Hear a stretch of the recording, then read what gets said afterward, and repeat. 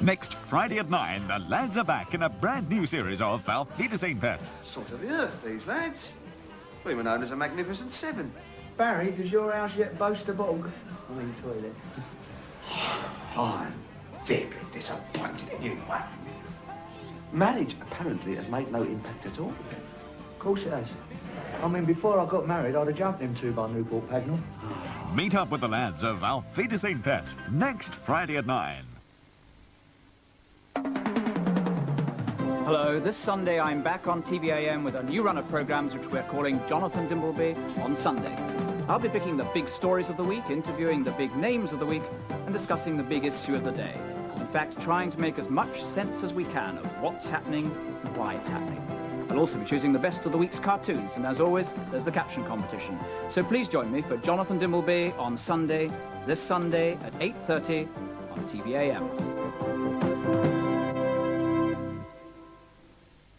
Now we join the Reverend Dr. Kenneth Wolfe for Night Thoughts.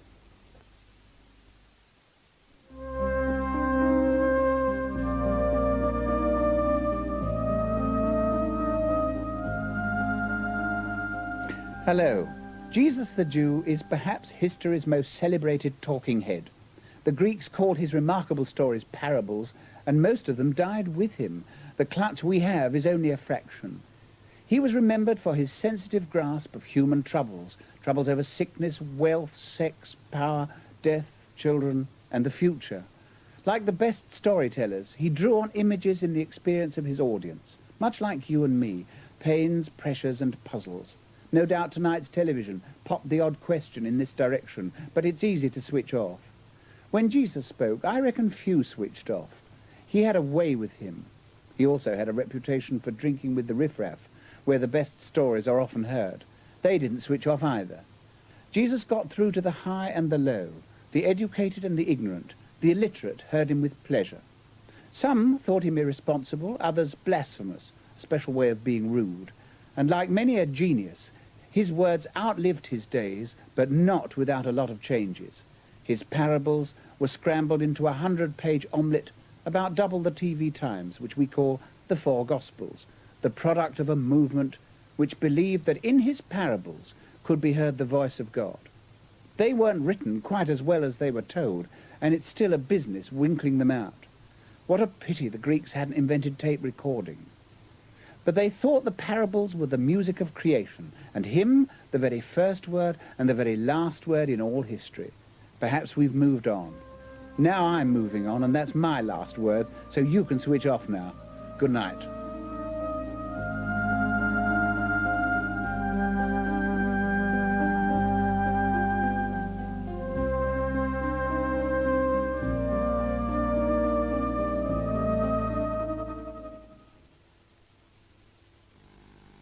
Now, if we're feeling brave, let's have a final look at tomorrow's weather forecast for the London area.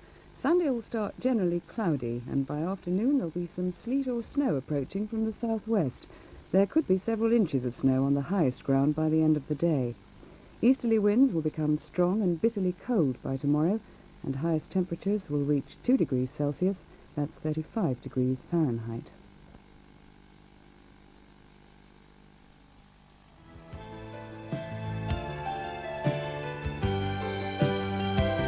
Well, it sounds like just the sort of weather for staying by the fire and watching the television. And looking ahead to tomorrow evening here on LWT, there are plenty of good things in store which I hope will persuade you to do just that.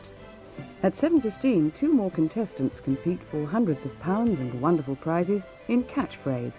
And then at 7:45, Cilla Black says surprise, surprise to unsuspecting members of the public, both in and out of the studio, meeting people like the father who wanted at least one of his sons to become a footballer, and Jessica, the mongrel dog who wanted to meet a Crufts champion.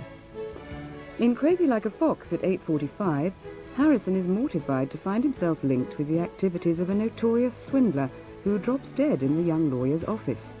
Facing angry victims at his door demanding money, he finds that there's a lot more to this death than meets the eye. The 9:45 ITN News is followed at 10 o'clock by the first in a brand new satirical comedy series, Hot Metal, which takes the lid off the tabloid world of Fleet Street. Robert Hardy, in his first comedy role, plays tycoon Terence Twiggy Rathbone, who acquires the respected but doomed Daily Crucible and embarks on a series of outrageous circulation-boosting gimmicks. Then at 10:30, the South Bank Show tells the story of the famous Blue Note record label. Since its foundation in 1939, the Blue Note record label has been synonymous with the best in jazz. The list of artists who've recorded for the label reads like a history of the music, names like Sidney Bechet, Thelonious Monk, Miles Davis, and countless others. The label was run for 25 years by two German émigrés, Alfred Lion and Frank Wolff, whose commitment to bringing jazz to a wider audience ensured the highest standards in performance, sound quality, and sleeve design. The program tells the Blue Note story through interviews with Alfred Lion, engineer Rudy Van Gelder, and designer Reed Miles, together with stars like Horace Silver, Wayne Shorter, and McCoy Tyner, as well as a rich collection of archive performances by such jazz greats as Albert Ammons and Pete Johnson. And those are programs for tomorrow evening on LWT.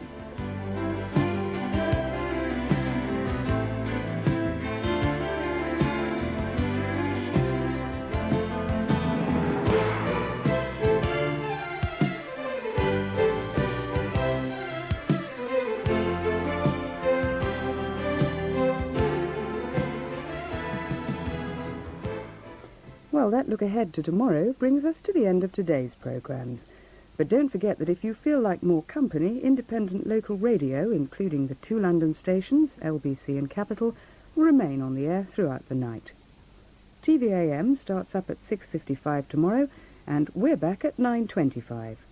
So until then, with the time at 25 minutes to 2, this is Ruth Anders, on behalf of everyone here at LWT, wishing you a warm, cosy and restful night. Good night.